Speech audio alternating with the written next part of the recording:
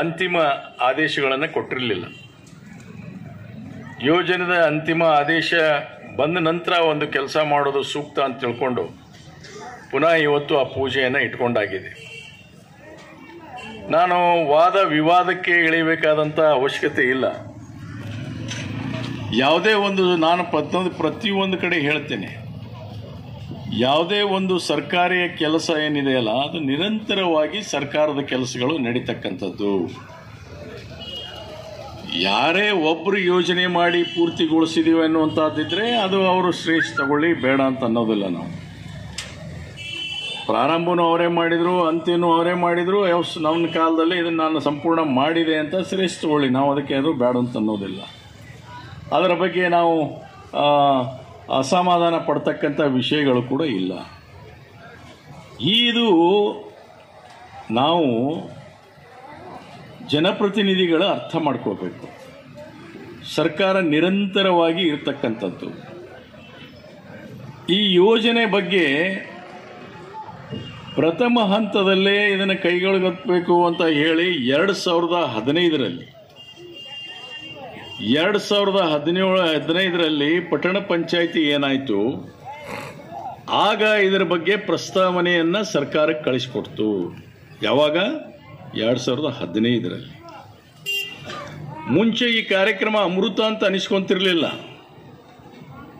ಸರ್ಕಾರಗಳು ಬದಲಾದಾಗ ಏನಪ್ಪ ಅಂದರೆ ಹೆಸರುಗಳು ಬದಲಾವಣೆ ಆಗ್ತವೆ. ಆವಾಗ ಅನುಪಾತ ಏನಿತ್ತು ಅಂತಂದರೆ ಆ ಅನುಪಾತ 70-30 ಅನುಪಾತದಲ್ಲಿ ಕೆಲಸವನ್ನು ಮಾಡಬೇಕಾಗಿತ್ತು. ತದನಂತರ ಇವು ರಿವೈಸ್ ಆಗಿ ಏನಾಗಿದೆ, 50-40-10ಕ್ಕೆ ಬಂದಿದೆ. 50 ಕೇಂದ್ರ ಪುರಸ್ಕೃತವಾಗಿರ್ತಕ್ಕಂಥ ಹಣವನ್ನು ಅವ್ರು ಕೊಡಬೇಕು, ಯೋಜನೆಯ ಖರ್ಚು. 40 ರಾಜ್ಯ ಸರ್ಕಾರ ಕೊಡಬೇಕು. 10% ವಂತಿಕೆ ಹಣದಿಂದ ಪುರಸಭೆಯವರು ಅದಕ್ಕೆ ತುಂಬಬೇಕು. ಪಟ್ಟಣ ಪಂಚಾಯಿತಿ, ನಗರಸಭೆಗಳಿದ್ರೆ ನಗರಸಭೆ, ಪುರಸಭೆಗಳಿದ್ರೆ ಪುರಸಭೆಗಳು ತುಂಬಬೇಕು. ಇದು ಯೋಜನೆಯನ್ನು ಬದಲಾವಣೆ ಮಾಡಿದರು. ಬದಲಾವಣೆ ಮಾಡಿ ಆಮೇಲೆ ಏನಂತ ಹೆಸರಿಟ್ಟರು, ಇದಕ್ಕೆ UDSSIMT ಅನ್ನುವಂಥ ಯೋಜನೆಯ ಹೆಸರು ಬದಲಾವಣೆ ಮಾಡಿ ಇದಕ್ಕೆ ಅಮೃತ ಅನ್ನುವಂಥದ್ದು ಒಂದು ಯೋಜನೆಯನ್ನು ಕೊಟ್ಟರು. ಅಟಲ್ ಬಿಹಾರಿ ಅವರ ಹೆಸರಿನ ಮೇಲೆ ಅದಕ್ಕೆ ಪ್ರಾರಂಭ ಮಾಡಲಿಕ್ಕೆ ಅದಕ್ಕೆ ಅಮೃತ ಅಂದರೆ ಅಟಲ್ ಅಂತ ಹೆಸರು. ರೂರಲ್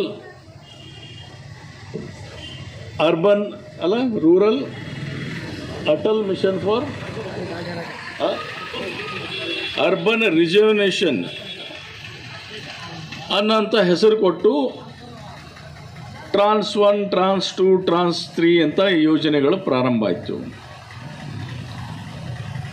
ಇದು ನಾನು ಪತ್ರಿಕಾ ಮಾಧ್ಯಮದವರು ಇಲ್ಲೇ ಇದ್ದಾರೆ, ನಾನು ಯಾವ ಅಂಕೆ ಸಂಖ್ಯೆಗಳನ್ನು ಮುಚ್ಚಿಟ್ಟು ಹೋಗೋದಿಲ್ಲ.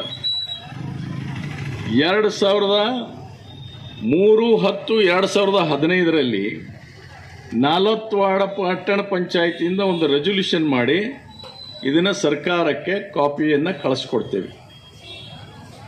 ಈ ಕಾಪಿಯನ್ನು ಕಳಿಸ್ಕೊಟ್ಟಾದ ನಂತರ ಇದಕ್ಕೆ ಒಳಚರಂಡಿ ಮಂಡಳಿಯವರು 21-11-2016ಕ್ಕೆ ಮುದ್ದೇಬಿಹಾಳ ತಾಲೂಕಿನ 4 ವಾರ್ಡ್ ಗ್ರಾಮ ಪಂಚಾಯಿತಿಯ ಪಟ್ಟಣ ಪಂಚಾಯಿತಿಯಾಗಿ ಮೇಲ್ವರ್ಜೆಗೆ ಏರಿಸುವುದರಿಂದ ಸದರಿ ಪಟ್ಟಣ ವ್ಯಾಪ್ತಿಯಲ್ಲಿ ಕುಡಿ ನೀರಿನ ಪೂರೈಕೆಗೆ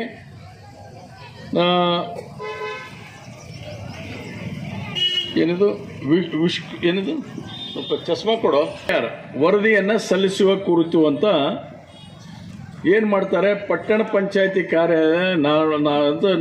ಪ್ರಕಾರ ಮತ್ತು ಇವರಿಗೆ ಮುಖ್ಯ ಅಧಿಕಾರಿಗಳಿಂದ DPR ಸಲ್ಲಿಸಲಿಕ್ಕೆ ಕ್ರಮವನ್ನು ಕೈಗೊಳ್ಳಿ ಅಂತ ಬರೀತಾರೆ. ತದನಂತರ 29-11-2016ರಲ್ಲಿ ಆಗಿನ ಶಾಸಕ ಯಾರಿದ್ರು ನನಗೆ ಗೊತ್ತಿಲ್ಲ, ನಾನು ಇರಲಿಲ್ಲ ಕಾಣುತ್ತವ, ಯಾರೋ ಬೇರೆಯವ್ರ ಶಾಸಕರಿದ್ರು ಕಾಣುತ್ತೆ, ಅವು ನನಗೆ ಗೊತ್ತಿಲ್ಲ. 2016ರಲ್ಲಿ 40 ವಾರ್ಡ್ ಪಟ್ಟಣಕ್ಕೆ ಸಮಗ್ರ 24/7 ನೀರಿಗೋಸ್ಕರ 35.45 ಕೋಟಿ ರೂಪಾಯಿದ ಕಾಮಗಾರಿಯನ್ನು ಎತ್ಕೊಳ್ಳಿಕ್ಕೆ ಪ್ರಸ್ತಾವನೆಯನ್ನು ಸರ್ಕಾರಕ್ಕೆ ಕಳಿಸಿಕೊಡಲಾಗಿದೆ. ಇದಕ್ಕೆ ಮಂಜೂರಾತಿ ನೀಡಿ ಅಂತ ಕಳಿಸಿಕೊಡ್ತೀವಿ. ಇದು ಮ್ಯಾನೇಜಿಂಗ್ ಡೈರೆಕ್ಟರ್ ಆಫೀಸ್ KUWS ಬೋರ್ಡಿಂದನೂ ಕೂಡ ನನಗೆ ಸ್ವೀಕೃತ ಆದಂಥ ಪತ್ರ ಇದೆ. ಆಯಿತಾ? ಆ ನಂತರ ನಾಲತ್ವಾಡ ಪಟ್ಟಣಕ್ಕೆ ಸಮಗ್ರ UGD ಯೋಜನೆಯಲ್ಲಿ 28.51 ಕೋಟಿ ಕೂಡ ಕೊಡಿ ಅಂತ ಕೇಳ್ತೀವಿ. ಆವಾಗ ಅವ್ರೇನು ನಿರ್ಧಾರ ತೆಗೆದುಕೊಳ್ತಾರಂದರೆ, ಕುಡಿ ನೀರಿನ ಯೋಜನೆ ಆದ ನಂತರ ನಾವು UGDಯನ್ನು ಕೈಗೆತ್ಕೊಳ್ಳೋಕ್ಕೆ ಸಾಧ್ಯ ಅನ್ನುವಂಥದ್ದಕ್ಕೆ ಅವರು ನಮಗೆ ಹಿಂಬರವನ್ನು ಕೊಡ್ತಾರೆ.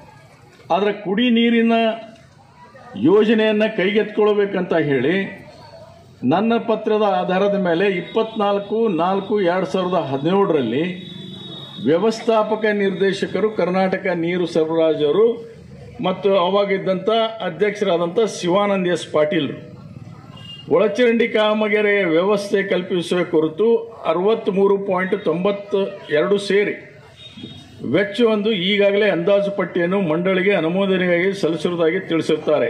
ಈ ಬಗ್ಗೆ ಅಗತ್ಯ ಕ್ರಮ ಕೈಗೊಳ್ಳಲು ಸೂಚಿಸಲಾಗಿದೆ. ಕೂಡಲೇ ಬೋರ್ಡಿಗೆ ತೆಗೆದುಕೊಂಡು ಬರ್ರಿ ಅನ್ನುವಂಥದ್ದನ್ನು. ಅದಾದ ನಂತರ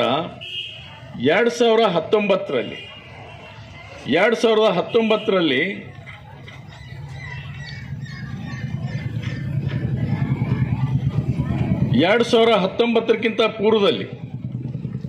2019ಕ್ಕಿಂತ ಪೂರ್ವದಲ್ಲಿ ಸಮ್ಮಿಶ್ರ ಸರ್ಕಾರ ರಚನೆ ಆಗ್ತೈತಿ. ಆ ಸಮ್ಮಿಶ್ರ ಸರ್ಕಾರ ರಚನೆ ಆದಾಗ ಯಶವಂತರಾಯಗೌಡ ಪಾಟೀಲ್ರು ಅದಕ್ಕೆ ಅಧ್ಯಕ್ಷರಾಗಿರ್ತಾರೆ.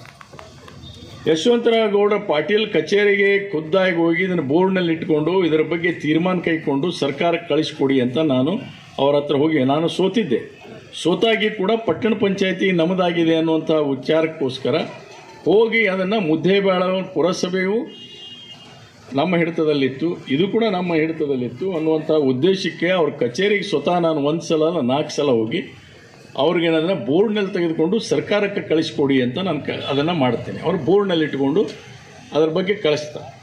ನಂತರ 2019ರಲ್ಲಿ AS ಪಾಟೀಲ್ ನಡಹಳ್ಳಿಯವರು ಅವಾಗ ಶಾಸಕರಾಗ್ತಾರೆ. AS ಪಾಟೀಲ್ ನಡಹಳ್ಳಿಯವರು ಶಾಸಕರಾಗಿ ವಿಜಯಪುರ ಜಿಲ್ಲಾ ನಾಲತ್ವಾಡ ಪಟ್ಟಣಕ್ಕೆ ನಾರಾಯಣಪುರ ಜಲಾಶಯದ ಮೂಲದಿಂದ ನಿರಂತರ ಒತ್ತಡಕ್ಕೆ ನೀರು ಸರಬರಾಜು ವ್ಯವಸ್ಥೆ ಕಲ್ಪಿಸುವ ಕಾಮಗಾರಿಯನ್ನು ಅಂದಾಜು ಪತ್ರಕ್ಕೆ ಸರ್ಕಾರಕ್ಕೆ ಅನುಮೋದನೆಗಾಗಿ ಸಲ್ಲಿಸುವ ಕುರಿತು ಅಂತ ಅವರು ಒಂದು ಪತ್ರ ಕಳಿಸ್ತಾರೆ. ನಾ ಇದನ್ನು ನಿರಾಕಾರ ಮಾಡ್ತಾ ಇಲ್ಲಲ್ಲ, ಎಲ್ಲ ಪತ್ರಗಳನ್ನು ಹೇಳ್ತಾ ಇದ್ದೀನಿ. ಆ ನಂತರ ಆ ರೀತಿಯಾಗಿ ಅವರು ಬರೀತಾರೆ.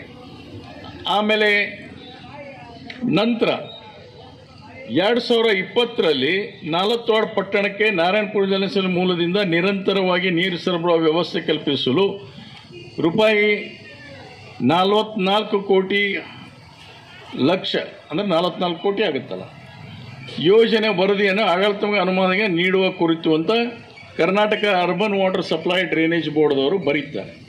ಅದನ್ನು ಒಂದು ರೆಡಿ ಮಾಡಿ ಎಸ್ಟಿಮೇಟ್ಸನ್ನು ಮಾಡಿ ರೆಡಿ ಮಾಡಿ ಕಳಿಸ್ತಾರೆ. ಕಳಿಸಿದ ನಂತರ ಇದು ಯಾವಾಗಪ್ಪ ಇದಕ್ಕೆ ಡಿಟೇಲ್ ರಿಪೋರ್ಟ್ ಕಳಿಸ್ತಾರೆ. ನಾರಾಯಣ ಈಗ ಹೇಳಿದ್ರಲ್ಲ ಅವರು ನಮ್ಮ 2020ರಲ್ಲಿ ಇವರು ಮಾಡ್ತಾರೆ, ನಮ್ಮ ನೀರಿಂದು ಜಲಧಾರೆ ವತಿಯಿಂದ ನೀರು ಕೊಡಬೇಕು, ಡಿಸ್ಟ್ರಿಬ್ಯೂಷನ್ ಸಿಸ್ಟಮನ್ನು ಇವ್ರು ತೆಗೆದುಕೊಳ್ಬೇಕು ಅಂತ ಒಂದು ತೀರ್ಮಾನ ಆಗ್ತೈತೆ. ತೀರ್ಮಾನ ಆದಾಗ ಅದಕ್ಕೆ ಏನೇನು ಬೇಕು ಅನ್ನೋಂಥದ್ದು ಒಂದು ಪಟ್ಟಿಯನ್ನು ಮಾಡಿ ಕಳಿಸ್ತಾರೆ. ಅದಾದ ನಂತರ ಇದು ಅಲ್ಟಿಮೇಟ್ಲಿ ಕೊನೆಗೆ ಏನಪ್ಪ ಅಂತಂದ್ರೆ ಇದು ಬಲ್ಕ್ ಪ್ಯೂರ್ ವಾಟರ್ ಸಪ್ಲೈ ಮಾಡೋದಕ್ಕೆ ಅವರು ಒಪ್ಪಿಗೆಯನ್ನು ನೀಡಿ ಕರ್ನಾಟಕ ಅರ್ಬನ್ ವಾಟರ್ ಸಪ್ಲೈನವ್ರಿಗೆ ಕಳಿಸ್ಕೊಡ್ತಾರೆ. ಅದಾದ ನಂತರ HSPC ಇದು ಕಮಿಟಿ ಏನಪ್ಪ ಅಂದರೆ 19,20,00,000 ರೂಪಾಯಿಗೆ ಅಪ್ರೂವ್ ಮಾಡ್ತಾರೆ.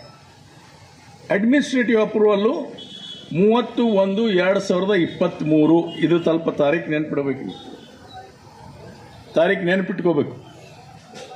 30/1/2023 ಚುನಾವಣೆ ಎಷ್ಟು ತಿಂಗಳ ಉಳಿದಿತ್ತು? ಎಷ್ಟು ತಿಂಗಳ ಚುನಾವಣೆ ಉಳಿದಿತ್ತು? ಏಪ್ರಿಲಿನಲ್ಲಿ ಚುನಾವಣೆ ಸಾರ್ತಿದ್ರು, ಕೋಡ್ ಆಫ್ ಕಂಡಕ್ಟ್ ಬರ್ತಿತ್ತು. ತರಾತುರಿಯಲ್ಲಿ ಇದನ್ನು ಕ್ಲಿಯರ್ ಮಾಡಿ ಅಪ್ರೂವ್ ಮಾಡಿ 19 ಕೋಟಿ 20 ಇದಕ್ಕೆ ಕಳಿಸಿದ್ರು. ನಂತರ ಇದಕ್ಕೆ ಟೆಂಡರನ್ನು ಕರೆದ್ರು. ಕಾಲ್ 1 ಟೆಂಡರ್ ಆಯಿತು. ಟೆಂಡರ್ ಯಾರೂ ಹಾಕಲಿಲ್ಲ. ಕಾಲ್ 1 ಟೆಂಡರ್ನಲ್ಲಿ ಯಾರೂ ಹಾಕಲಿಲ್ಲ. ಕಾಲ್ 2 ಟೆಂಡರ್ನಲ್ಲಿ ಯಾರೂ ಹಾಕಲಿಲ್ಲ. ಕೊನೆಗೇನಾಯಿತು, ಇದು ಇಂಡಿವಿಜುವಲ್ ಟೆಂಡರ್ಸ್ ಇತ್ತು. ಈ ಇಂಡಿವಿಜುವಲ್ ಟೆಂಡರ್ ಬದಲಿ ಇದನ್ನು ಪ್ಯಾಕೇಜ್ ಆಗಬೇಕು ಅಂತ ತಿಳ್ಕೊಂಡು ತೀರ್ಮಾನ ಮಾಡಿದರು. ತೀರ್ಮಾನ ಮಾಡಿ ಅದು ಯಾಕಂದರೆ 2 ಟೆಂಡರಿಗೆ ಯಾರೂ ಬರಲಿಲ್ಲ. 19 ಕೋಟಿ ರೂಪಾಯಿ ವರ್ಕಿಗೆ ಯಾರೂ ಬರಲಿಲ್ಲ. ಇಲ್ಲಿ ಬಾರದೇ ಇರತಕ್ಕಂಥ ಕಾರಣಕ್ಕೋಸ್ಕರ ಪ್ಯಾಕೇಜನ್ನು ಮಾಡಿದರು. ಇದನ್ನು ಗ್ಲೋಬಲ್ ಟೆಂಡರ್ನ ಕರೆದ್ರು. ಯಾವಾಗ ಕರೆದ್ರು ಗ್ಲೋಬಲ್ ಟೆಂಡರ್ ಅಂದ್ರೆ 2/9/23. ಆಗಾಗಲೇ ನಿಮ್ಮ ದಯದಿಂದ MLA ಆಗಿದ್ದೀವಿ. ಸಿದ್ದರಾಮಯ್ಯನವ್ರ ಸರ್ಕಾರ ಬಂದಿತ್ತು. ಸಿದ್ದರಾಮಯ್ಯನವ್ರ ಸರ್ಕಾರ ಬಂದ ಮೇಲೆ ಇದನ್ನು ಟೆಂಡರನ್ನು ಕ್ಲಬ್ ಮಾಡಿ ಟೆಂಡರ್ ಕರೆದ್ರು. ಆವಾಗೂ ಕೂಡ ಕಂಬೈನ್ಡ್ ಟೆಂಡರ್ ಕರೆದಾಗೂ ಕೂಡ ಸಿಂಗಲ್ ಟೆಂಡರ್ ಆಯಿತು. ಸೆಕೆಂಡ್ ಟೈಮ್ ಮತ್ತೆ ಕರೆದ್ರು ಕಾಲ್ 4ಗೆ, ಮತ್ತೆ ಸಿಂಗಲ್ ಟೆಂಡರ್ ಆಯಿತು. ಥರ್ಡ್ ಟೆಂಡರ್ ಟೈಮಿಗೆ ಡಿಸಿಷನ್ ತಗೊಂಡು ಸರ್ಕಾರದ ಮಟ್ಟದಲ್ಲಿ ಅದು ಯಾವುದಪ್ಪ ಅಂದ್ರೆ SMC ಮುಂಬೈ ಕಿವೆಟ್ ಇನ್ಫ್ರಾಸ್ ಅಂತ ಹೇಳಿ ಹೈದ್ರಾಬಾದ್ನಲ್ಲಿ ಬೇಸ್ಡ್ ಇದ್ದಾರಂಥವ್ರು. ಹೈದ್ರಾಬಾದ್ನಲ್ಲಿ ಬೇಸ್ಡ್ ಇರ್ತಕ್ಕಂಥ ಕಂಪನಿಗಳು ಗ್ಲೋಬಲ್ ಟೆಂಡರ್ನಲ್ಲಿ ಅವರಿಗೆ ಇದು ಟೆಂಡರ್ ಅವಾರ್ಡ್ ಮಾಡ್ತಾರೆ. ಯಾಕೆ ಇಷ್ಟು 4 ಸಲ ಟೆಂಡರ್ ಆದಾಗೂ ಕೂಡ ಯಾರೂ ಇದಕ್ಕೆ ಸರಿಯಾದ ರೀತಿಯಿಂದ ಅದಕ್ಕೆ ಬಾರದೇ ಇರೋ ಕಾರಣಕ್ಕೋಸ್ಕರ ಅದನ್ನು ಅವಾರ್ಡ್ ಮಾಡ್ತಾರೆ. ಸರ್ಕಾರ ಅವಾರ್ಡ್ ಮಾಡ್ತೈತೆ. ಸರ್ಕಾರ ಅವಾರ್ಡ್ ಮಾಡಿಂದ ಈಗ ನಾನು ಹೇಳಿದ್ನಲ್ಲ 21/3/23ಕ್ಕೆ ಎಂದ 23/1/23ಕ್ಕೆ 23/1/23ಕ್ಕೆ ಅಂದರೆ 2 ತಿಂಗಳಾಗಿರುತ್ತೆ. ಅವಾಗ ಬಂದು ಆನರೇಬಲ್ ಬಸವರಾಜ ಬೊಮ್ಮಾಯಿ ಅವರು ಬಂದಿಲ್ಲಿ ಪೂಜೆ ಮಾಡ್ತಾರೆ. ಇನ್ನೂ ಟೆಂಡರ್ ಓಪನ್ ಆಗಿಲ್ಲ, ಫೈನಾನ್ಷಿಯಲ್ ಬಿಡ್ ಓಪನ್ ಆಗಿಲ್ಲ, ಕಾಮಗಾರಿ ಯಾರಿಗೂ ಇಂಟ್ರೆಸ್ಟ್ ಆಗಿಲ್ಲ. ಬಿಡಿ, ಜಿಯೋ ಆಗಿದೆ, ಆಯಿತು ಪೂಜೆ ಮಾಡಿರಿ, ನಾವೇನು ಬೇಡ ಅಂತ ಹೇಳೋದಿಲ್ಲ. ಮುಖ್ಯಮಂತ್ರಿ ಇದ್ದೀರಿ, ಬಂದಿರಿ, ಪೂಜೆ ಮಾಡಿರಿ, ತೊಂದರೆ ಏನಿಲ್ಲ. ರಾಜ್ಯ ಸರ್ಕಾರ ಈಗಿದ್ರೂ ಕರ್ನಾಟಕ ರಾಜ್ಯ ಸರ್ಕಾರ, ಹಿಂದಿದ್ರು ಕರ್ನಾಟಕ ರಾಜ್ಯ ಸರ್ಕಾರ. ನಾವು ಅದ್ರ ಬಗ್ಗೆ ತಕರಾರು ಮಾಡೋ ಪ್ರಶ್ನೆ ಇಲ್ಲ. ಇಲ್ಲಿ ಒಂದು ಪ್ರಶ್ನೆ ಏನು ಬರ್ತೈತೆ ಅಂದರೆ, ನಾನೇ ಈ ಕೆಲಸವನ್ನು ಮಾಡಿಸಿದೆ ಅನ್ನುವಂಥ ಶಬ್ದವನ್ನು ಬಳಕೆ ಆಗ್ತಾ ಇದೆಯಲ್ಲ, ಅದಕ್ಕೆ ನನ್ನ ಆಕ್ಷೇಪಣೆ ಇದೆ. ಇದು ಕೇವಲ 40 ವಾರ್ಡ್ 1ಕ್ಕೆ ಅಥವಾ ಮುದ್ದೇಬಾಳು 1ಕ್ಕೆ ಅಥವಾ ತಾಳಿಕೋಟೆ 1ಕ್ಕೆ ಯೋಜನೆ ಅಲ್ಲ. ಇದು ಇಡೀ ರಾಜ್ಯದಲ್ಲಿ ಇರ್ತಕ್ಕಂಥ ULBಗಳಿಗೆ 21 ULBಗಳು 247 ULBಗಳು 247 ULBಗಳಿಗೆ ಈ ಅಮೃತ ಅನ್ನುವಂಥ ಯೋಜನೆ ಒಳಗಡೆ ಅಳವಡಿಸಬೇಕು ಅನ್ನುವಂಥ ಪಾಲಿಸಿ ಡಿಸಿಷನ್ಗೆ ಒಳಗಾದಂಥ ಸಂದರ್ಭದಲ್ಲಿ ಇದು ಬಂತು. ಯಾಕೆ ಬಂತು? 40 ವಾರ್ಡ್ ಯಾಕೆ ಸೇರ್ತು? ಆವಾಗ ಇವರು 15ನೇ ವರ್ಷದಲ್ಲೇ ಪಟ್ಟಣ ಪಂಚಾಯಿತಿಯವರು ಪ್ರಸ್ತಾವನೆ ಕಳಿಸಿ ಎಕ್ಸೈಸೈಸ್ ಮಾಡಿ 1 ಸಲ ಬಿಟ್ಟು 3 ಸಲ ಏನಪ್ಪ ಅಂದರೆ ಎಸ್ಟಿಮೇಟು DPR ರೆಡಿ ಮಾಡಲಿಕ್ಕೆ ಇವರು ಬೆನ್ನು ಹತ್ತದೇ ಇದ್ದರೆ ಇದು ಸೇರ್ತಿರಲಿಲ್ಲ. ಇದು ನೀವು ತಿಳ್ಕೋಬೇಕು, ಇದು ಸೇರ್ತಿರಲಿಲ್ಲ. ನಾ ರಾಜಕೀಯ ಮಾಡ್ತಾ ಇಲ್ಲ, ನೇರವಾಗಿ ಇವನ್ನೆಲ್ಲಪ್ಪ ನಮಗೆ ಪತ್ರಗಳನ್ನು ಕೊಡ್ತಾ ಇದ್ದೀವಿ. ಶಾಸಕರಾದಾಗ ನಮ್ಮ ಪ್ರಯತ್ನ ನಾವು ಮಾಡ್ತೀವಿ. ಆದರೆ ಆಗಿರ್ತಕ್ಕಂಥ ಪಟ್ಟಣ ಪಂಚಾಯಿತಿಯ ಸದಸ್ಯಗಳು ಏನೂ ಮಾಡಲಿಲ್ಲ ಅಂತ ಹೇಳೋದಾದರೆ ನಾವು ಎಷ್ಟು ತಪ್ಪನ್ನು ಮಾಡ್ತೀವಿ, ಎಷ್ಟು ದೊಡ್ಡ ತಪ್ಪು ಮಾಡ್ತೀವಿ. ಇದನ್ನು ಅರ್ಥ ಮಾಡ್ಕೊಳ್ಳಿ. ಯಾರ ಕಾಲದಲ್ಲಿ ಅದನ್ನು ಪ್ರಾರಂಭ ಮಾಡಿದ್ರು ಅದು ಅಷ್ಟೇ ಮುಖ್ಯ, ಮುಕ್ತಾಯ ಮಾಡೋದು ಅಷ್ಟೇ ಮುಖ್ಯ. ಮತ್ತೆ ಹೇಳ್ತಾರಪ್ಪ, ಇದನ್ನ ಗಟರ್ ನೀರು ಕುಡ್ಸಕ್ಕೆ, ಗಟರ್ ನೀರು ಮಿಶ್ರಿತವಾದಂಥ ನೀರನ್ನು ನಿಮಗೆ ಬಿಡುಗಡೆ ಮಾಡ್ತಾರೆ, ನಾಳೆ ನಿಮಗೆ ಮೀಟ್ರ್ ಕುಂದಿರಿಸ್ತಾರೆ, ಬಡವರು ಏನಪ್ಪ ಅಂದ್ರೆ ನೀರಿಗೆ ರೊಕ್ಕ ಕೊಡಕ್ಕೆ ಹಚ್ತಾರ ಅಂತ ಹೇಳ್ತಾರೆ. ನಾನೊಬ್ಬ ಜವಾಬ್ದಾರಿ ಶಾಸಕರು ಅಥವಾ ಮಾಜಿ ಶಾಸಕರು ಮಾತಾಡುವಂಥ ಮಾತುಗಳಿವು. ನಾನು ನಿಮಗೆ ಪ್ರಶ್ನೆ ಮಾಡ್ತೀನಿ, ಜವಾಬ್ದಾರಿ ಇರ್ತಕ್ಕಂಥ ಶಾಸಕ ಆಗಲಿ ಅಥವಾ ಮಾಜಿ ಶಾಸಕರುಗಳು ಮಾತಾಡುವಂಥ ಮಾತುಗಳಿವು? ಮಾತಾಡುವಂಥ ಮಾತು ಕಳಪೆ ಕಾಮಗಾರಿ ಆಗಿದೆ. ನೀವೇನು ಮಾಡಿದ್ರಪ್ಪ 5 ವರ್ಷ ಕೂತಾಗ? ಹಂಗಾರ ಕಳಪೆ ಆಗಿತ್ತಲ್ಲ. 2013-18ರಲ್ಲಿ ಕಳಪೆ ಕೆಲಸ ಆಗ್ಯಾವಂತ ಅಂದ್ರಲ್ಲ, ಮತ್ತೆ ಯಾಕೆ 5 ವರ್ಷ ಸುಮ್ಮನೆ ಕೂತಿದ್ರಿ? ಹಂಗಾರೆ ಯಾಕೆ ಸುಮ್ಮನೆ ಕೂತಿದ್ರಿ 5 ವರ್ಷ? ಕಳಪೆ ಕಾಮಗಾರಿ ಅವಾಗ ತನಿಖೆ ಮಾಡಿಸಿ ನೀವು ಅದರ ಬಗ್ಗೆ ವರದಿಯನ್ನು ತರಿಸ್ಕೋಬೋದಾಗಿತ್ತಲ್ಲ.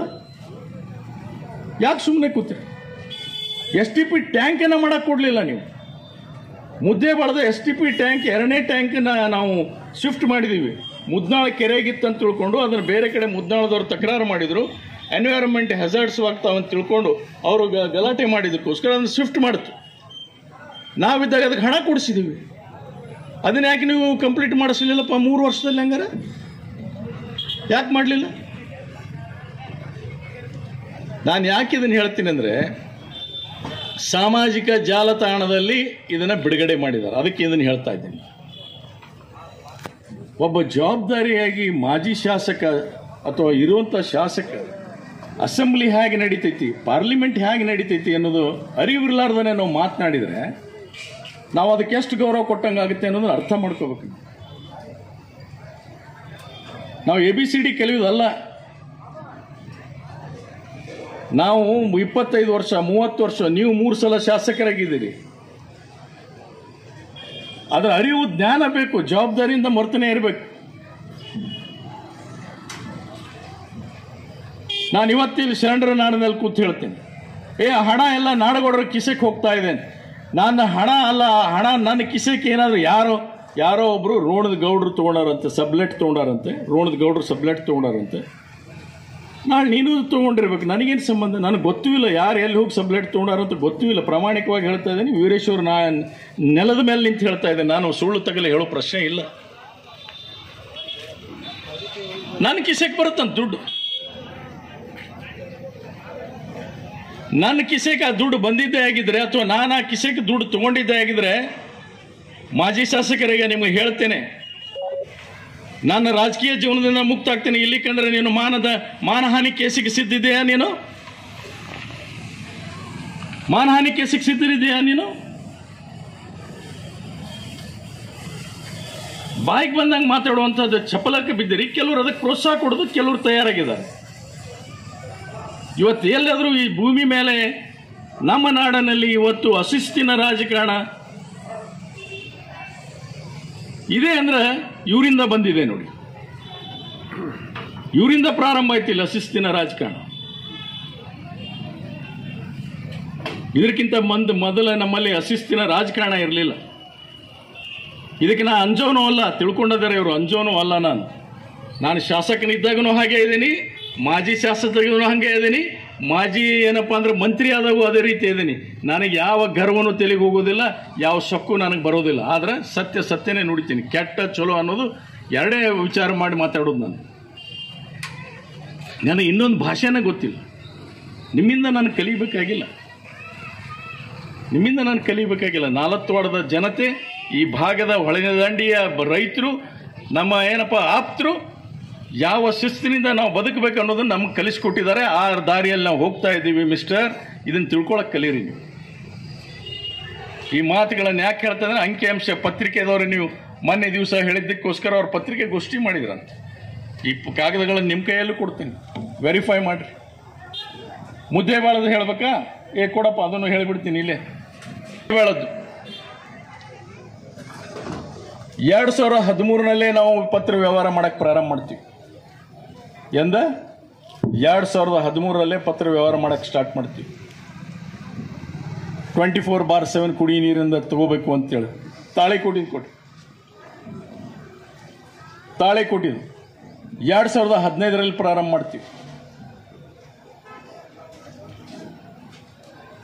24/7 ಅಷ್ಟು ದೂರ ಹೋಗಬೇಡಿ. ಬಿಜ್ಜೂರದ್ದು ಸಪರೇಟ್ ಯೋಜನೆ ಮಾಡಬೇಕು, MWS ಅಂತ ಬರಿತೀವಿ ನಾವು. ಅವಾಗ ನಮಗೆ ಉತ್ತರ ಕೊಡ್ತಾರೆ ಅವರು. ಇದು ಜಲಧಾರೆ ಯೋಜನೆ ಕೆಳಗಡೆ ಬರುವಂಥದ್ದನ್ನು ನಾವು ಕೇಂದ್ರ ಸರ್ಕಾರ, ಅವಾಗ ಇನ್ನೂ ಇವ್ರದಕ್ಕೆ ಸರ್ಕಾರ ಇತ್ತು, ಯಾರು ಮನಮೋಹನ್ ಸಿಂಗ್ ಸರ್ಕಾರ ಇತ್ತು. MWS ಯಾವುದು ತೆಗೆದುಕೊಳ್ಳಿಕ್ಕೆ ಹೋಗಬೇಡಿ, ಯಾಕಂದರೆ ಇವನ್ನ ಕ್ಲಬ್ ಮಾಡಿ ಒಂದೇ ಯೋಜನೆ ತಗೋತಾರೆ. ಇನ್ಮೇಲೆ ಸಿಂಗಲ್ MWS ತಗೋಬೇಡಿ ಅಂತ ಹೇಳಿ ನಮಗೆ ಹೊಳ್ಳಿ ಪತ್ರ ಹಿಂಬರ ಕೊಡ್ತಾರೆ. ಅದೇ UDI-SSMT ಸ್ಕೀಮ್ ಅದು ತದನಂತರ ಪರಿವರ್ತನೆ ಆಗಿ ಅಮೃತ ಅಂತ ಆಗ್ತೈತಿ. ಕೇಂದ್ರ ಸರ್ಕಾರ 50%, ನಮ್ಮದು 40%, 10% ಅಂತಂದ್ರೆ ಕೇಂದ್ರ ಸರ್ಕಾರ ಮಾಡಿರುವಂಥ ಯೋಜನೆ ಅದು ಕೂಡ ಸರ್ಕಾರನೇ. ಹಿಂದೆ ಮನಮೋಹನ್ ಸಿಂಗ್ ಸರ್ಕಾರ ಆದರೂ ಕೇಂದ್ರ ಸರ್ಕಾರ, ಇವತ್ತು ಶ್ರೀಮಾನ್ ನರೇಂದ್ರ ಮೋದಿ ಅವ್ರ ಸರ್ಕಾರ ಐತಂದ್ರೂ ಕೇಂದ್ರ ಸರ್ಕಾರನೇ. ಯೋಜನೆ ಹೆಸರುಗಳ ಬದಲಾಗಿರ್ಬೋದು. ಆಮೇಲೆ ಅದು ಹಣವನ್ನು ಏನು ಕೊಡ್ತಾರಲ್ಲ, ನಮಗೆ ಕುಡಿ ನೀರಿನ ಯೋಜನೆ ಮಾಡಿ ಹಣ ಕೊಡ್ತಾರಲ್ಲ, ನಾನು ದಿಲ್ಲಿ ರಿಪ್ರೆಸೆಂಟೇಟಿವ್ ಆಗಿ ಕೆಲಸ ಮಾಡಿದ್ದೀನಿ. ಕೇಂದ್ರ ಸರ್ಕಾರದವರು ಮೊದಲ ಟೋಕನ್ ಅಮೌಂಟ್ ರಿಲೀಸ್ ಮಾಡ್ತಾರೆ. 50 ಪೈಸಕ್ಕೆ 50 ಪೈಸಾ ನಮಗೆ ಕೊಡೋದಿಲ್ಲ ಹಣ ಅವರು. ನಾವು ನಮ್ಮ ರಾಜ್ಯ ಸರ್ಕಾರದ ವಂತಿಕೆ ಹಣವನ್ನು ಅದಕ್ಕೆ ಹಾಕ್ಕೊಂಡು ಯೋಜನೆಗಳನ್ನು ಪ್ರಾರಂಭ ಮಾಡಬೇಕು. ಕಂಪ್ಲೀಟ್ ಆದ ಮೇಲೆ ಅದನ್ನು UC ಕಳಿಸ್ಬೇಕು. ಯುಟಿಲೈಸೇಷನ್ ಸರ್ಟಿಫಿಕೇಟ್ ಅವ್ರಿಗೆ ಕೊಡಬೇಕು. ಯುಟಿಲೈಸೇಷನ್ ಸರ್ಟಿಫಿಕೇಟ್ ಅವ್ರಿಗೆ ಕೊಡಿದಾಗ ಕೊನೆ ಕಂತಿನ ಹಣವನ್ನು ಮತ್ತೆ ಬಿಡುಗಡೆ ಮಾಡ್ತಾರೆ. ರಾಜ್ಯ ಸರ್ಕಾರ, ಕೇಂದ್ರ ಸರ್ಕಾರದವರು ಎಲ್ಲರೂ ಬಂದು ಇದರ ಬಗ್ಗೆ ರಾಜ್ಯ ಸರ್ಕಾರ ನಿಗಾ ಇಡುತ್ತೆ. ಕೇಂದ್ರ ಸರ್ಕಾರದವರು ಬಂದು ಕ್ವಾಲಿಟಿ ಕಂಟ್ರೋಲರ್ ಅವರು ಬಂದು ಚೆಕ್ ಮಾಡ್ತಾರೆ. ಅವರು ಬಂದು ಸ್ಕೀಮ್ ಎಷ್ಟು ಪ್ರೋಗ್ರೆಸ್ ಇದೆ ಅಂತ ನೋಡ್ತಾರೆ. ಅವ್ರು ಕನ್ಸಾಲಿಡೇಟ್ ಮಾಡಿಕೊಂಡು ತದನಂತರ ದುಡ್ಡನ್ನು ಅವ್ರು ರಿಲೀಸ್ ಮಾಡ್ತಾರೆ. ಸಂಪೂರ್ಣ ದುಡ್ಡು ಮೊದಲಕ್ಕೆ ರಿಲೀಸ್ ಮಾಡೋದಿಲ್ಲ. ಯಾವ ಯೋಜನೆಯಲ್ಲಿ ಮಾಡೋದಿಲ್ಲ. ಯಾವ ಯೋಜನೆಯಲ್ಲಿ ಕೇಂದ್ರ ಸರ್ಕಾರ ನೇರವಾಗಿ ಇವತ್ತು 50 ಪೈಸಾ ಕೊಡ್ತೀನಿ ಅಂದ್ರೆ ತೊಗೊಂಡು ಹೋಗ್ಬಿಡ 50 ಪೈಸಾ ಅನ್ನಂಗಿಲ್ಲ. ಮೊದಲ ಟೋಕನ್ ಅಮೌಂಟ್ ರಿಲೀಸ್ ಮಾಡ್ತಾರೆ. ನಮ್ಮ ಮ್ಯಾಚಿಂಗ್ ಗ್ರಾಂಟ್ ಅದಕ್ಕೆ ಕೊಟ್ಟು ಕೆಲಸ ಚಾಲೂ ಮಾಡಬೇಕು. ತದನಂತರ ನಾವು ಕಂಪ್ಲೀಟಾಗಿ ಲ್ಯಾಂಡ್ ಅಕ್ವಿಸಿಷನ್ ಮತ್ತೊಂದು ಬಂದರೆ ರಾಜ್ಯ ಸರ್ಕಾರನೇ ಭರಿಸ್ಬೇಕು. ಅವ್ರು ಕೊಡೋಂಗಿಲ್ಲ. ಅಕ್ವಿಸಿಷನಿಗೆ ₹1 ಕೊಡೋದಿಲ್ಲ. ಅವ್ರು ಅಕ್ವಿಸಿಷನಿಗೆ ಹಣನೇ ಕೊಡೋದಿಲ್ಲ. ರಾಜ್ಯ ಸರ್ಕಾರಗಳು ಮಾಡಬೇಕು. ಯಾವುದೇ ಸರ್ಕಾರ ಇಲ್ಲ, ಇದು ನಮ್ಮದು ಇರ್ಬೋದು, BJP ಆಗಿರ್ಬೋದು, ದಳ ಸರ್ಕಾರ ಇರ್ಬೋದು. ಆ ಪದ್ಧತಿ ಹೆಂಗೆ ಬಂದಿದೆ ಅದು ಬಿಟ್ಕೊಟ್ಟು ಕೇವಲ ಒಬ್ಬ ಟೀಕೆ ಮಾಡೋದು, ಧಾಟಿಯಲ್ಲಿ ಮಾತಾಡೋದು, ಧಾಟಿಯಲ್ಲಿ ಮಾಡ್ತಕ್ಕಂಥ ಸಂಸ್ಕೃತಿ ನಮ್ದಿದೆ. ವಯಸ್ಸಿನಲ್ಲಿ ನಮ್ಗಿಂತ ಚಿಕ್ಕವರು, ಅನುಭವದಲ್ಲಿ ನಮ್ಗಿಂತ ಚಿಕ್ಕವರು. ಶಾಸಕದ ಏನಿದೆ ಐತಲ್ಲ, ಇದು ಸ್ಥಾನ ನಾಯನದಿನಲ್ಲಿ ಈಗ ಇದು ಕಾಯಮಲ್ಲ ಯಾರಿಗೂ. ಇದು ಯಾರಿಗೂ ಕಾಯಮಲ್ಲ, ಯಾರಿಗೂ ಕಾಯಂ ಇರುವುದಿಲ್ಲ. ಇದು ನಮ್ಮ ವರ್ತನೆ, ನಮ್ಮ ನಡವಳಿಕೆ, ನಮ್ಮ ಗುಣಗಳು, ಇದನ್ನ ಜನ ನೋಡಿ ನೆನೆಸ್ತಾರೆ. ಇದನ್ನು ಅರ್ಥ ಮಾಡ್ಕೊಳ್ಳಿಕ್ಕೆ ಕಲಿಬೇಕು ಅವರು. 2015ರಿಂದ ತಾಳಿಕೋಟಿದ ಪ್ರಾರಂಭ ಮಾಡಲಿಕ್ಕೆ ಕಳಿಸ್ಕೊಡ್ತೇವೆ. ಅದಾದ ನಂತರ ಮುದ್ದೇವಾಳದ ಕಳಿಸ್ಕೊಡ್ತೇವೆ. ಅಂದರೆ ಇವ್ರು ಯಾರ್ದು ಎಫರ್ಟ್ ಇಲ್ಲ, ಪುರಸಭೆಯವ್ರದ್ದು ಯಾರ್ದು ಎಫರ್ಟ್ ಇಲ್ಲ. ಇದಕ್ಕೆ ಶಾಸಕರದ್ದು ಏನು ಎಫರ್ಟ್ ಇರೋಂಗಿಲ್ಲ. ಆದರೆ ಯೋಜನೆ ಸರ್ಕಾರದ ಯೋಜನೆ, ನನ್ನ ಯೋಜನೆ ಅಲ್ಲ, ಇದು ಸರ್ಕಾರದ ಯೋಜನೆ. ನಾವು ಕೊಂಡಿಯಾಗಿ ಕೆಲಸ ಮಾಡುವಂಥದ್ದು ಒಂದೇ ನಮ್ಮ ಪಾತ್ರ ಇರೋದು. ಇದನ್ನು ಅರ್ಥ ಮಾಡ್ಕೊಳ್ಳಿಕ್ಕೆ ಕಲಿಬೇಕು ನಾವು. 5 ವರ್ಷ ಇದ್ದೀರಲ್ಲಪ್ಪ, ಹಂಗಾರ 5 ವರ್ಷದಾಗ ಮಾಡಿ ಕಂಪ್ಲೀಟ್ ಮಾಡಬೇಕಾಗಿತ್ತು. ಯಾರು ಬೇಡ ಅಂತಿದ್ರಿ? ನಿಮಗೆ ಯಾರು ಬೇಡ ಅಂತಿದ್ರು? ಸರ್ಕಾರದಲ್ಲಿ ಹಂತ ಹಂತವಾಗಿ ಯಾವಾಗಲೂ ಕೆಲಸ ಆಗ್ತಾವೆ. ಸರ್ಕಾರ ಯಾವಾಗಲೂ ಕೂಡ ಜೀವಂತವಾಗಿರುತ್ತೆ ಅನ್ನೋದಕ್ಕೆ ನಿದರ್ಶನವಾಗಿ ಈ ಮಾತುಗಳನ್ನು ಹೇಳಿದ್ದೇನೆ. ಯಾರ್ಯಾರು ಯೂಟ್ಯೂಬ್ ಚಾನಲ್ ನೋಡಿದ್ರಿ ಅದಕ್ಕೆ ಇದು ಉತ್ತರ ಅನ್ನುವಂಥದ್ದನ್ನು ಬಹಳ ನೇರವಾಗಿ ನಾನು ಹೇಳಲಿಕ್ಕೆ ಪ್ರಯತ್ನ ಮಾಡ್ತೀನಿ. ನೀವು ತಿಳ್ಕೊಬೇಕು. ಏನೋ ಯೂಟ್ಯೂಬ್ನಾಗ ಹೇಳಿದ್ರೆ ಅಂತ ತಿಳ್ಕೊಂಡು ಅದು ಖರೆ ಅಂತ ನಂಬೋದಾದರೆ ಅವರು ಸಿದ್ಧರದಾರ ಅಂತ ಕೇಳ್ರಿ. ಮಾನಹಾನಿ ಕೇಸಿಗೆ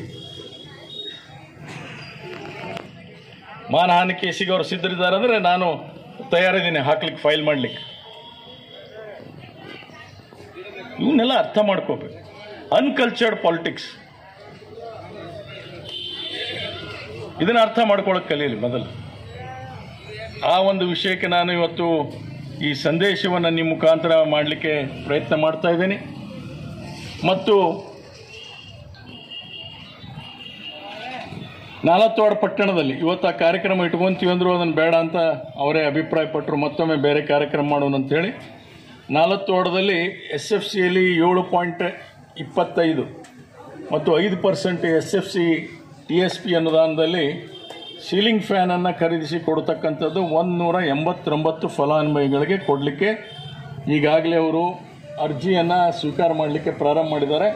ಅದನ್ನು ಸದ್ಯದರಲ್ಲಿ ಆ ಕಾರ್ಯಕ್ರಮ ಎಂದು ಮುಗಿಸ್ತಿರೋದನ್ನು ಅರ್ಜಿ ತಗೋತಾರಂತೆ. ಅದಾದ ನಂತರ ಒಂದು ವಾರದಲ್ಲಿ ಅವನ್ನೆಲ್ಲ ಫೈನಲ್ ಮಾಡ್ತಾರೆ, ಕಮಿಟಿಯಲ್ಲಿ ಇಟ್ಕೊಂಡು ಫೈನಲ್ ಮಾಡ್ತಾರೆ. 189 ಮಂದಿಗೆ ಫ್ಯಾನ್ಗಳನ್ನು ಕೊಡೋದು ಮತ್ತು ಕಂಪ್ಯೂಟರನ್ನು ಕೊಡ್ತಕ್ಕಂಥದ್ದು. ಕಂಪ್ಯೂಟರ್ ಕೊಡ್ತಕ್ಕಂಥದ್ದು 4 ಮತ್ತು 2 TSPಯಲ್ಲಿ 2, 4 SCPಯಲ್ಲಿ ಕೊಡುವಂಥದ್ದಕ್ಕೆ ಪುರಸಭೆಯವರು ಕೈಗೊಳ್ತಾರೆ. ಅದೇ ರೀತಿಯಾಗಿ SC/ST ಪರಿಶಿಷ್ಟ ಕಲ್ಯಾಣಕ್ಕೋಸ್ಕರ 250 ವಿದ್ಯಾರ್ಥಿಗಳಿಗೆ ಕಾಯ್ದಿರಿಸಿದ ಮೊತ್ತ 85,000 ಇದೆ. ಆ 85,000ದಲ್ಲಿ 250 ವಿದ್ಯಾರ್ಥಿಗಳಿಗೆ ನೋಟ್ಬುಕ್ಕು ಮತ್ತು ಪೆನ್ ಕೊಡ್ತಕ್ಕಂಥ ಒಂದು ಕಾರ್ಯಕ್ರಮ. ಅದೇ ರೀತಿಯಾಗಿ TSPಯಲ್ಲಿ ಪಂಗಡ ಕಲ್ಯಾಣಕ್ಕೋಸ್ಕರ 61,000 ರೂಪಾಯಿ ಇದೆ. ಅದಕ್ಕೆ 175 ಜನರಿಗೆ ಪೆನ್ನು ಮತ್ತು ಪಠ್ಯ ಪುಸ್ತಕ ಕೊಡ್ತಕ್ಕಂಥ ಯೋಜನೆಯನ್ನು ಹಮ್ಮಿಕೊಂಡಿದ್ದಾರೆ ಅನ್ನುವಂತಹದ್ದನ್ನು ಒಂದು ಮಾತನ್ನು ಈ ಸಂದರ್ಭದಲ್ಲಿ ಹೇಳ್ತಾ, ಮತ್ತೊಮ್ಮೆ ನಿಮಗೆ ಈ ವರ್ಷದ ಅಂದರೆ 24-25ನೇ ಸಾಲಿನಲ್ಲಿ ನಿಮಗೆ ವಿಶೇಷ ಅಭಿವೃದ್ಧಿ ಹಣವನ್ನು 5 ಕೋಟಿ ರೂಪಾಯಿಯನ್ನು ಸಿದ್ದರಾಮಯ್ಯ ಸರ್ಕಾರ ಸ್ಯಾಂಕ್ಷನ್ ಮಾಡಿಕೊಟ್ಟಿದೆ. ಅದರ ಕರಡನ್ನು ತಯಾರು ಮಾಡಬೇಕಾಗಿದೆ ಅನ್ನುವಂಥದ್ದು ಈಗಾಗಲೇ ಅವ್ರಿಗೆ ಹೇಳಿದ್ದೇನೆ. ಸದಸ್ಯರನ್ನ ಕೂತ್ಕೊಂಡು ಆ ಒಂದು ಯಾವ್ಯಾವ ಅಭಿವೃದ್ಧಿ ಕೆಲಸ ಆಗಬೇಕು, ಆ 5 ಕೋಟಿ ರೂಪಾಯಿಯನ್ನು ರಿಲೀಸ್ ಆಗಿದೆ. 1 ರೂಪಾಯಿನೂ ಬಂದಿಲ್ಲ ಅಂತಾರಲ್ಲ, ಇದು ಕೂಡ ರಿಲೀಸ್ ಆಗಿದೆ. ಪ್ರತಿ ಶಾಸಕರಿಗೆ 20 ಕೋಟಿ ರಿಲೀಸ್ ಮಾಡಿದ್ದಾರೆ. ಸುಮಾರು 100 ಚಿಲ್ಲರ್ ಕೋಟಿಯಷ್ಟು, ಮೋರ್ ದೆನ್ 100 crores ವರ್ಕ್ ನಾವು ರಸ್ತೆಗಳ ಕಾಮಗಾರಿ ಅದನ್ನೆಲ್ಲನೂ ಕೂಡ ಕೈಗೆತ್ತಿಕೊಂಡಿದ್ದೀವಿ. ನೀರಾವರಿಗೋಸ್ಕರ ಮೊನ್ನೆ 107 ಕೋಟಿ ರೂಪಾಯಿದ ಕೆಲಸವನ್ನು ಹಿಪ್ಪರಗಿ ಬ್ರಾಂಚ್ ಕೆನಲನ್ನು ಎಕ್ಸ್ಟೆನ್ಷನ್ ಕೆನಲನ್ನು 107 ಕೋಟಿ ರೂಪಾಯಿದ ಕೆನಲನ್ನು ಮಂಜೂರಾತಿ ಕೊಟ್ಟಿದ್ದಾರೆ. ಈಗ ಟೆಂಡರ್ ಮಾಡುವಂಥ ಹಂತದಲ್ಲಿ ಬಂದಿದೆ. ಬೋರ್ಡಿಂದ ಕ್ಲಿಯರ್ ಮಾಡಿದ್ದಾರೆ, ಫೈನಾನ್ಸ್ ಕ್ಲಿಯರ್ ಮಾಡಿದ್ದಾರೆ. 107 ಕೋಟಿ ರೂಪಾಯಿ ಕೆಲಸವನ್ನು ಕೂಡ ಅವರು ಅದಕ್ಕೆ ಅನುಮೋದನೆ ಕೊಟ್ಟಿದ್ದಾರೆ.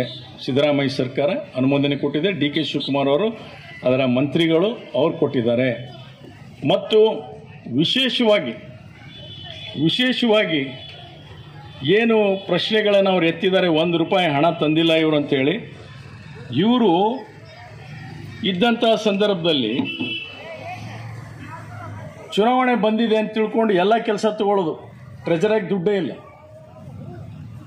ಸ್ಯಾಂಕ್ಷನ್ ಟ್ರೆಜರಾಗಿ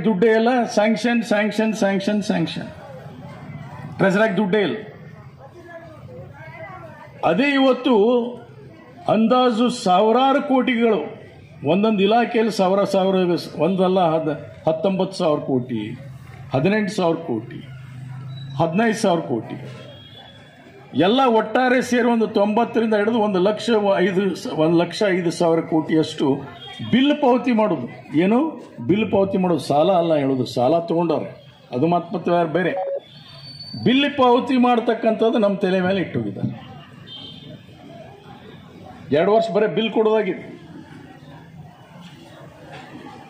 ಅವ್ರು ಮಾಡಿಟ್ಟು ಹೋಗ್ಯಾರಲ್ಲ, ಅದ್ರ ಬಿಲ್ ಕೊಡಬೇಕು. ಹಣನೇ ಇಲ್ಲ. ಚುನಾವಣೆ ಬಂದಿದೆ, ನಡಿ ಗಾಕದಾಗ ಕೀಚಿದೆ, ಸಿಕ್ಕ ಹಾಕಿದೆ, ಕಳಿಸ್ಬಿಟ್ಟು. ಚುನಾವಣೆ ಬಂತಲ್ಲ, ಸಿಕ್ಕ ಹಾಕಿದೆ, ಗೀಚಿದೆ, ಈ ಕೆಲಸ ಆ ಕೆಲಸ ನಡಿ ಅಂತ ದೇವ್ರಿಗೆ ಸುದೇ ಬಿಟ್ಟಿಲ್ಲ ಪುಣ್ಯಾತಿಮ್ರಿ ಇವರು. ಆ ಇಲಾಖೆಯಲ್ಲಿ ಇರೋದ 150 ಕೋಟಿ. ಧರ್ಮದತ್ತಿ ಇಲಾಖೆಯಲ್ಲಿ ಸುಮಾರು 700ಕ್ಕಿಂತ ಹೆಚ್ಚು ಸ್ಯಾಂಕ್ಷನ್ ಕೊಟ್ಟು ಹೋಗಿದ್ದಾರೆ. 700 ಕೋಟಿ ಅಷ್ಟು ಸ್ಯಾಂಕ್ಷನ್ ಕೊಟ್ಟಿದ್ದಾರೆ. ಹಣನೇ ಇಲ್ಲ. ದೇವ್ರಿಗೆ ಸುದೇ ಮೋಸ ಮಾಡಿದ್ರು. ಮಾಡುವಂಥ ಕೆಲಸಕ್ಕೆ ಇಳಿದ್ರು. ಅದಕ್ಕೆ ಮಾತಾಡಬೇಕು ಅಂತಂದರೆ ಇನ್ನೂ ಬಹಳಷ್ಟಿದೆ. ಈ ಎಲ್ಲ ವಿಷಯಗಳನ್ನು ಹೇಳಲಿಕ್ಕೆ ಇಚ್ಛೆ ಪಡ್ತೇನೆ. ಮತ್ತು 63,000 ಕೋಟಿ ಗ್ಯಾರಂಟಿಗಳಿಗೆ ಕೊಡ್ತಾ ಇದ್ದೀವಿ. ನೀವೆಲ್ಲ ಅರ್ಥ ಮಾಡ್ಕೋಬೇಕಿಲ್ಲ ಕೂತವ್ರು. ಎಷ್ಟು? 63,000 ಕೋಟಿ ನೇರವಾಗಿ ಜನಕ್ಕೆ ಅಕೌಂಟ್ ಮುಖಾಂತರ ತಲುಪಿಸುವಂಥ ಕೆಲಸ. ಅಧಿಕಾರಿಗಳ ಮುಖಾಂತರ ಲಂಚ ಹೊಡಿ ಕೆಲಸ ಅಲ್ಲ. ಇಡೀ ರಾಜ್ಯದಲ್ಲಿ 63,000 ಕೋಟಿ ಅಂದಾಜಷ್ಟು ನೇರವಾಗಿ ಜನರಿಗೆ ತಲುಪ್ತಾ ಇದೆ. 2,000 ರೂಪಾಯಿ. ಇಲ್ಲೇ ನಮ್ಮ 4 ವಾರ್ಡ್ದಲ್ಲೇ ಹೇಳ್ತೀನಿ, ಒಂದು 4 ವಾರ್ಡ್ದಲ್ಲೇ ಎಷ್ಟು ಹಣ ಕೊಡ್ತಾ ಇದ್ದೀವಿ ಅಂದರೆ 2,478 ಫಲಾನುಭವಿಗಳಿದ್ದಾರೆ. 2,000 ರೂಪಾಯಿ ತಗೊಳ್ಳೋದು ಎಷ್ಟು? 2,478 ಫಲಾನುಭವಿಗಳು. 49,56,000 ರೂಪಾಯಿ ಕೊಡ್ತೀವಿ ಪ್ರತಿ ತಿಂಗಳವ್ರಿಗೆ. ಎಷ್ಟು ಕೊಡ್ತೀವಿ? 46,56,000 ರೂಪಾಯಿ. ಎಲ್ಲರೂ ನೆಮ್ಮದಿಯಿಂದ ಜೀವನ ಮಾಡ್ತಾ ಇದ್ದಾರೆ. ಇವತ್ತು ಕಿರಾಣಿ ಅಂಗಡಿಯವ್ರಿಗೆ ಕೇಳ್ರಿ ಹೋಗಿ ನೀವು, ಮೊದಲಿನ ಕಿರಾಣಿ ಅಂಗಡಿ ಎಷ್ಟು ಅವ್ರದ್ದು ವ್ಯಾಪಾರ ಆಗ್ತಿತ್ತು, ಈ 2,000 ರೂಪಾಯಿ ನಾವು ಕೊಡೋಕತ್ತ ಮೇಲೆ ಎಷ್ಟು ವ್ಯಾಪಾರ ಆಗ್ತಾ ಇದೆ ಕೇಳಿ ಅವ್ರಿಗೆ, ಪ್ರತಿಯೊಂದು ಅಂಗಡಿಯವ್ರಿಗೆ ಕೇಳಿ ನೀವು. ಬಡವರು ಕೂಡ ಮಸಾಲೆ ಖರೀದಿ ಮಾಡ್ತಾರೆ, ಉಪ್ಪಿನಕಾಯಿ ಖರೀದಿ ಮಾಡ್ತಾರೆ, ಹಪ್ಪಳ ಖರೀದಿ ಮಾಡೋಕ್ಕೆ ಪ್ರಾರಂಭ ಮಾಡ್ಯಾರ, ಚಲೋ ಎಣ್ಣೆ ಖರೀದಿ ಮಾಡ್ತಾರೆ. 2,000 ರೂಪಾಯಿ ಆದಾಯ ಹೆಣ್ಮಗಳಿಗೆ ಕೊಡ್ತೀವಲ್ಲ, ಆಕಿ ಎಲ್ಲರ ಹೋಗಿ ಸಾಯಂಕಾಲ ಹೊತ್ತು ಹೋಗಿ ಯಾವ್ದಾರ ಅಂಗಡಿಗೆ ಹೋಗಂಗಿಲ್ಲ. ಆಕಿ ತನ್ನ ಸಂಸಾರ ಬಚಾವಕ್ಕೆ ಮಾಡ್ತಾಳೆ. ಆ ಸಂಸಾರ ಬಚಾವಕ್ಕೋಸ್ಕರ ಮಾಡ್ತಕ್ಕಂಥದ್ದಕ್ಕೆ 2,000 ರೂಪಾಯಿದಲ್ಲಿ ತನ್ನ ಮಕ್ಕಳಿಗೆ ಒಳ್ಳೆ ಹಾಲು ಕೊಡಿಸೋನು, ಬಿಸ್ಕಿಟ್ ತಿನ್ನಿಸೋನು, ಕೇಕ್ ತಿನ್ನಿಸೋನು, ಮೊಮ್ಮಕ್ಕಳಿಗೆ ಏನಪ್ಪ ಅಂದರೆ ಏನಾದರೂ ಒಂದು ಚಲೋ ಒಂದು ಪಾಯಸ ಊಟ ಮಾಡಿಸೋನು. ಅದು ನೇರವಾಗಿ ಇವತ್ತು ಬಡವರಿಗೆ ಮುಟ್ತಕ್ಕಂಥ ಕಾರ್ಯಕ್ರಮ. ಇದ್ರ ಬಗ್ಗೆ ಟೀಕೆ ಮಾಡ್ತಾರೆ. ಗ್ಯಾರಂಟಿ ಕೊಟ್ಬಿಟ್ರು ನೋಡ್ರಿ ಎಲ್ಲೂ ಇಲ್ಲಂತ. ಗ್ಯಾರಂಟಿ ಕೊಟ್ಟಿದ್ದಕ್ಕೆ ನಾವು ಅಂಜಿಲ್ಲ, ಗ್ಯಾರಂಟಿಯಿಂದ ನಮಗೆ ತೊಂದರೆ ಆಗಿಲ್ಲ. ಇವರು ಮಾಡಿಟ್ಟಂಥ ಬಾಕಿ ಕೊಡು ಬಿಲ್ಗಳದಾವಲ್ಲ, ಇದು ನಮಗೆ ತೊಂದರೆ ಮಾಡಿದೆ ಅನ್ನೋದನ್ನು ನಿಮಗೆ ಇವತ್ತು ನಾನು ಹೇಳಲಿಕ್ಕೆ ಇಚ್ಛೆ ಪಡ್ತೇನೆ.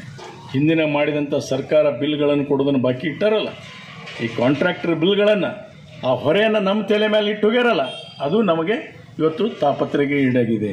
ಈ ವರ್ಷದಿಂದ ಮುಂದಿನ ವರ್ಷದಿಂದ ಆ ತೊಂದರೆ ನಮಗೆ ಬರೋಂಗಿಲ್ಲ. ನಮ್ಮ ಬಜೆಟ್ ಇವತ್ತು 4 ಲಕ್ಷ ಕೋಟಿಯ ಬಜೆಟನ್ನು ಮಂಡಿಸ್ತೀವಿ ಅಂತ ಹೇಳಿದ್ದಾರೆ ನಮ್ಮ ಮುಖ್ಯಮಂತ್ರಿಯವರು. 4 ಲಕ್ಷ ಕೋಟಿ ಬಜೆಟನ್ನು ಮಂಡಿಸ್ತೀವಿ ಅನ್ನೋಂಥ ಮಾತನ್ನು ಹೇಳಿದ್ದಾರೆ. ಇದನ್ನು ನಾವು ಅರ್ಥ ಮಾಡ್ಕೋಬೇಕು. ಗ್ಯಾರಂಟಿ ಬಗ್ಗೆ ಟೀಕೆ ಮಾಡ್ತಾರೆ. ಗ್ಯಾರಂಟಿ ಬಗ್ಗೆ ಟೀಕೆ ಮಾಡೋರು ಮತ್ತು ನೀವು ಡೆಲ್ಲಿ ಇಲೆಕ್ಷನ್ನಲ್ಲಿ ಗ್ಯಾರಂಟಿ ಯಾಕೆ ಅನೌನ್ಸ್ ಮಾಡಿದ್ರಪ್ಪ ಹಾಕಿದರೆ? ಡೆಲ್ಲಿ ಇಲೆಕ್ಷನ್ನಲ್ಲಿ ಯಾಕೆ ಅನೌನ್ಸ್ ಮಾಡಿದ್ರಿ? ಮಹಾರಾಷ್ಟ್ರ ಎಲೆಕ್ಷನ್ಸ್ನಲ್ಲಿ ಯಾಕೆ ಅನೌನ್ಸ್ ಮಾಡಿದ್ರಿ? ಏನು ಕೆಲಸ ಇತ್ತು? ಗ್ಯಾರಂಟಿ ದಿವಾಳಿ ಸರ್ಕಾರಗಳು ದಿವಾಳಿ ಆಗ್ತಾವೆ ಅಂತ ಹೇಳ್ತೀರಲ್ಲ, ಮತ್ತು ಅಲ್ಲಿ ಯಾಕೆ ಮಾಡಿದ್ರಿ? ಅಲ್ಲೂ ಗ್ಯಾರಂಟಿ ಅನೌನ್ಸ್ ಮಾಡಿರಿ ನೀವು. ನಮ್ಮದು ನೋಡಿ ನೀವು ಕಾಪಿ ಮಾಡಿರಿ ಅಷ್ಟೇ. ನಿಮಗೆ ಟೀಕೆ ಮಾಡ್ತಕ್ಕಂಥ ಯಾವ ಅಧಿಕಾರ ಇಲ್ಲ ಅಂತ ಈ ವೇದಿಕೆ ಮುಖಾಂತರ ಅವ್ರಿಗೆ ಹೇಳಲಿಕ್ಕೆ ಇಚ್ಛೆ ಪಡ್ತೀನಿ ನಾನು. ಅವ್ರಿಗೆ ಯಾವ ಅಧಿಕಾರನೂ ಇಲ್ಲ, ನೈತಿಕ ಅಧಿಕಾರನೇ ಇಲ್ಲ ಅವ್ರಿಗೆ ಟೀಕೆ ಮಾಡೋಂಥದ್ದು. ನೇರವಾಗಿ ಜನರಿಗೆ ಮುಟ್ಟುವಂಥ ಸುದ್ದಿಗಾಗಿ ನೋಡ್ತಾ ಇರಿ ಜನರ ಕೂಗು ಯೂಟ್ಯೂಬ್ ಚಾನಲ್. ಇದು ನಿಮ್ಮದೇ ಧ್ವನಿ. ಸಬ್ಸ್ಕ್ರೈಬ್ ಮಾಡಲು ಮರೆಯಬೇಡಿ.